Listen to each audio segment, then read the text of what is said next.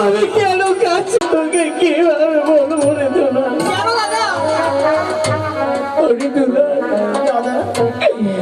আমাদের মাঝে আমাদের ছেলে চলে গিয়েছে।